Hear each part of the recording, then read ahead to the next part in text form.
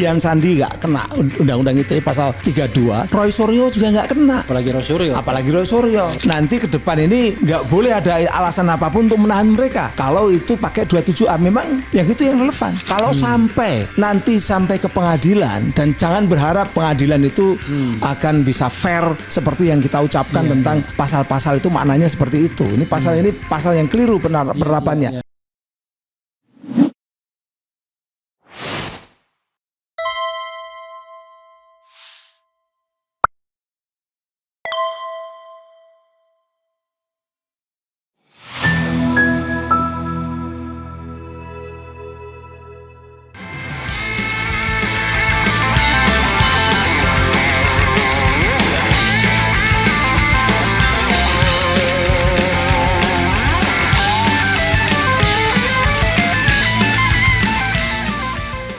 Atau ijazah yang dipotret orang, diupload orang sudah beredar dan semua orang sudah tahu. Dan semua orang sudah tahu. Itu bukan informasi elektronik yang dilindungi oleh Undang-Undang ITE pasal 32. Karena tidak ada yang namanya illegal access terlebih dahulu untuk mendapatkan itu. Iya, semua orang bisa mengakses. Semua orang bisa mengakses. Bahkan bisa mampir ke HP kita sendiri. Bisa, iya, kadang-kadang dikirim orang tanpa mengakses pun dengan ilegal dikirim orang.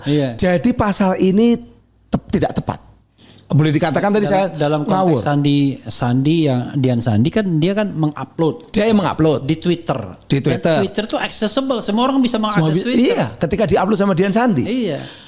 Makanya ya yang kemudian mengubah-ubah itu juga nggak kena karena udah semua orang bisa mengakses gitu kan. Sebenarnya Dian Sandi juga nggak kena, dia hanya ngupload juga. Oh sih. Gitu loh. Iya. Ini bukan itu. Jadi sekali lagi Dian Sandi nggak kena Undang-Undang ITE pasal 32, Roy Suryo juga nggak kena. Apalagi Roy Suryo. Kalau Dian Sandi. Apalagi dia katakanlah menggunakan informasi yang diupload sama, ini kan informasi yang diupload sama Dian Sandi untuk melakukan penelitian. Untuk melakukan analisis. Iya, analisis. Dia penelitian. Iya, jadi itu kalau dilarang atau kena, itu mahasiswa saya komunikasi di berbagai perguruan tinggi kena karena mereka sering textual analysis. Iya. Kadang-kadang menganalisis video yang ada di YouTube, menganalisis foto yang ada di Instagram dan sebagainya. Kan sama. Kadang-kadang dibesarkan, dikecilkan. Bahkan kalau kita misalnya bahkan kalau kita bisa melihat misalnya banyak sekali kan konten-konten saya itu misalnya dipotong-potong di TikTok tapi kan itu aksesnya memang akses yang sudah saya berikan, accessible, once saya ngupload orang lain bisa lihat. Kalau misalnya kayak seperti kasus di ITB, saya kan pernah mengatakan itu bahwa ada Pak Jokowi sama Pak Prabowo kemudian dibuat seolah-olah ciuman. Itu kan, itu melanggar etika.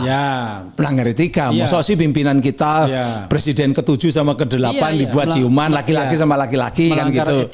Melanggar etika. Tapi bukan pidana. Tapi bukan melanggar pasal 32 gitu loh. Kecuali kalau dia salah satu dari Pak Jokowi atau Pak Prabowo melakukan pengaduan. Itu pun juga tidak. Tidak. Walaupun mengadukan juga tidak. Kenapa? Karena kalau pengaduan atas nama apa ini? Pencemaran nama baik. Kalau pencemaran nama baik kan menuduhkan suatu hal. Apakah ini tuduhan? Sementara dia tujuannya adalah ngeritik bahwa presiden ke-7 sama ke-8 ini terlalu akrab sehingga seolah-olah ciuman kan gitu. Itu kritikan gitu. Tidak bisa masuk gitu. Kalau hakim itu kayak prop semua, aman kita dari jerat undang-undang ITE terhadap orang yang tidak punya niat busuk ya kan, niat baik gitu ya. Persoalannya memang problemanya itu yaitu dari penegak hukum, mulai dari kepolisian, kejaksaan tuh banyak oknum-oknum yang seperti mesin. Nggak peduli. Tidak peduli dia. Jadi ketika kita jelaskan juga nggak peduli.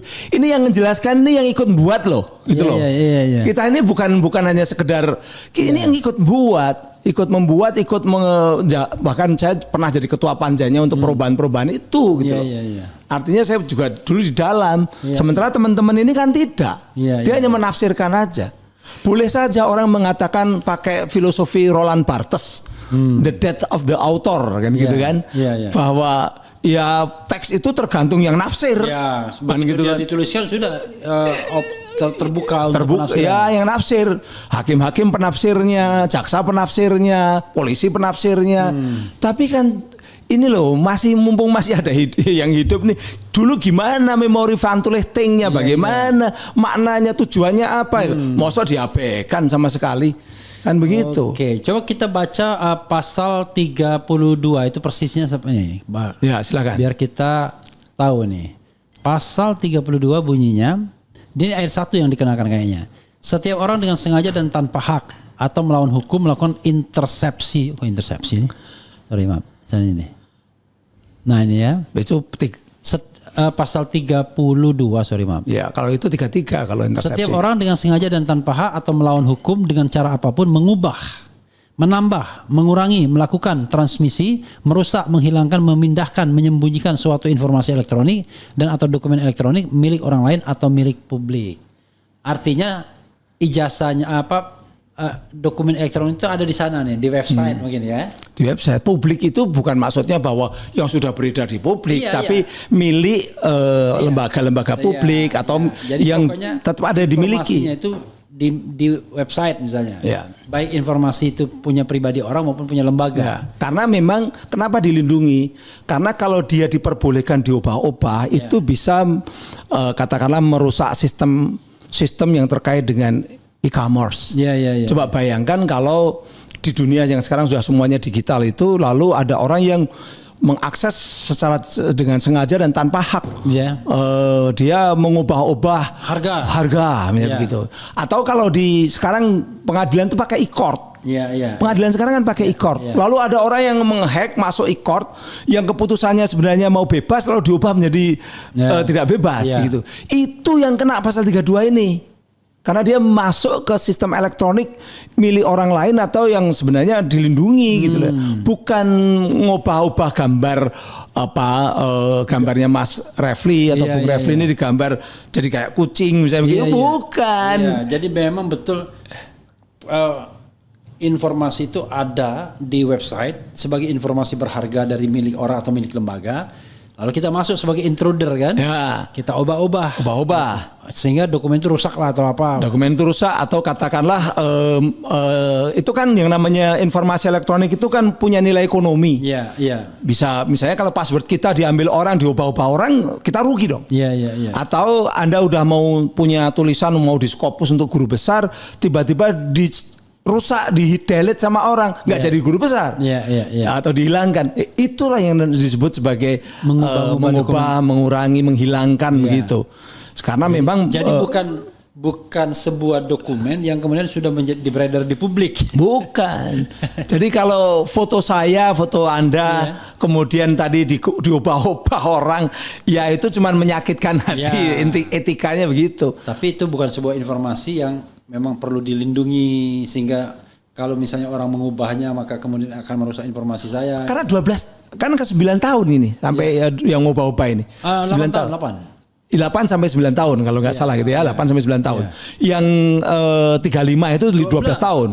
Nah, 12 ini menarik kita lompat ke 35. Kalau 35 ini setiap orang dengan sengaja dan tanpa hak atau melawan hukum melakukan manipulasi penciptaan, perubahan, penghilangan, pengerusakan informasi elektronik dan atau dokumen elektronik dengan tujuan agar informasi elektronik dan atau dokumen elektronik tersebut dianggap seolah-olah data yang otentik.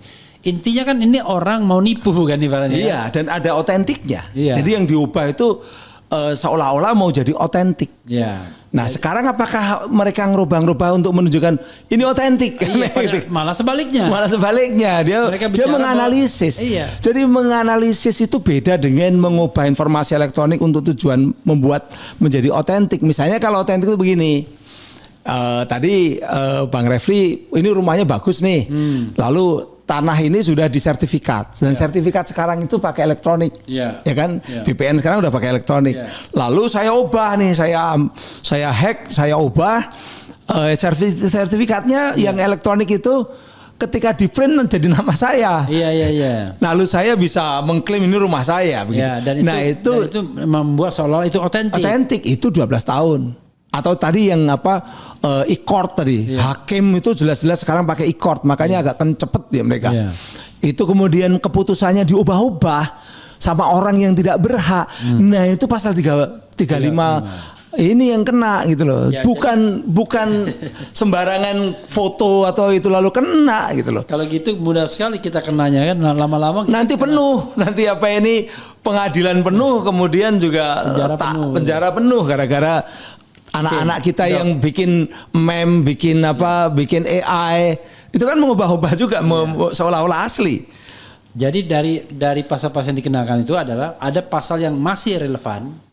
Ya, 27 ayat A, 27A itu masih relevan. 27A masih relevan. Ada yang sudah tidak relevan lagi. Jadi satu-satunya yang bisa dikenakan 27A itu. 27A.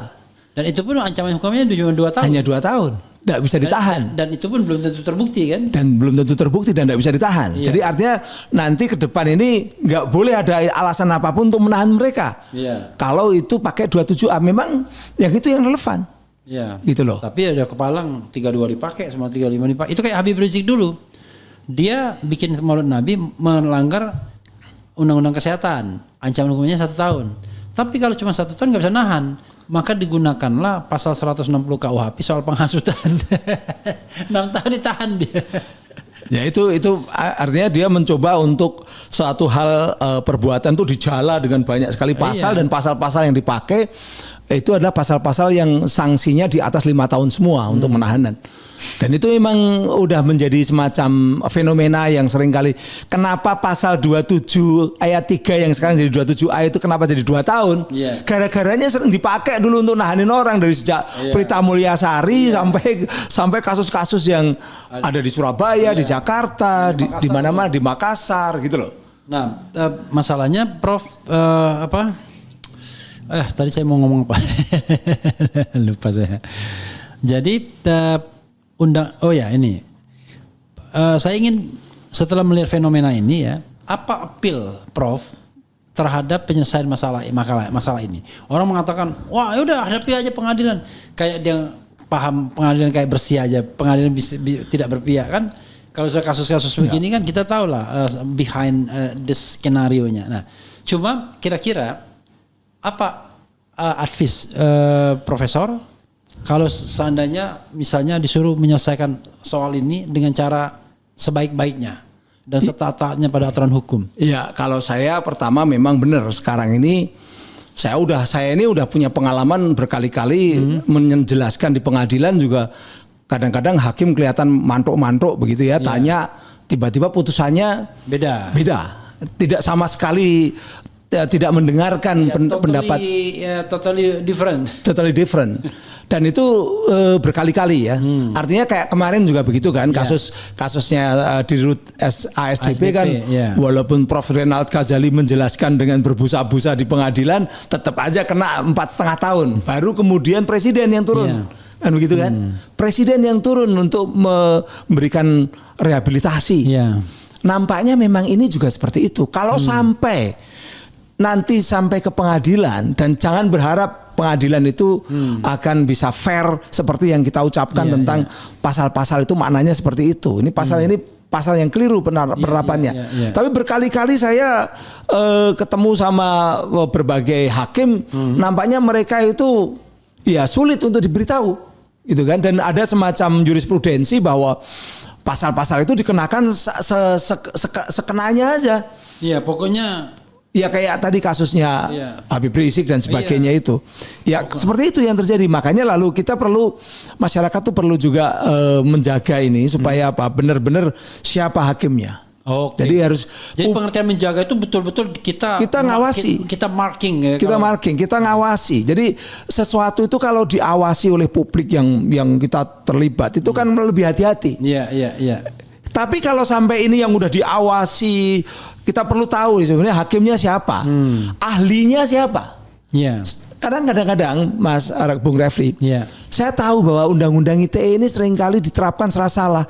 Ahlinya itu ahli-ahli yang sudah langganan sama mudah untuk memasukkan pasal-pasal itu. Jadi kelihatannya ahlinya itu ahli yang dipesan untuk bagaimana cara mencari agar orang ini masuk. Nah itu perlu juga diungkap ke publik supaya universitasnya atau kampusnya tahu bahwa ahlinya ini ngawur, berbeda dengan minimal berbeda dengan Henry Subiakto bisa begitu loh. Gitu loh. Ini siapa gitu loh. Jadi perlu diungkap ini ahlinya siapa yang diundang, kemudian jaksanya dan juga hakimnya untuk bagian dari kontrol. Oke, jadi menarik untuk terutama untuk kasus-kasus yang besar seperti ini. Kasus RRT ini ya. Jadi Prof, kalau Prof kemudian diajukan sebagai ahli bersedia, Prof? Oh, saya yang kasus ecek-ecek aja saya bersedia kok karena saya tujuannya bukan karena saya itu katakanlah ya saya membantu Mas Rudi Kamri, bukan karena saya kenal Rudi Kamri, tapi saya ingin mendudukkan bahwa undang-undang ITE ini jangan dipakai sembarangan. Jangan dipakai sesuai dengan selera penegak hukum yang sudah punya relasi-relasi dengan elit atau dengan kekuasaan gitu loh. Tapi undang-undang ITE ini tujuannya adalah apa? Untuk menjaga benar-benar supaya informasi elektronik itu tidak disalahgunakan, tidak ada misuse di dalam penggunaan komputer dan jaringan komputer kan begitu kan. Tapi bukan berarti bahwa ini bisa dipakai untuk mengkriminalkan orang secara sembarangan. Nah, saya biasanya masuk ke situ, masuk untuk mendudukkan undang-undangnya.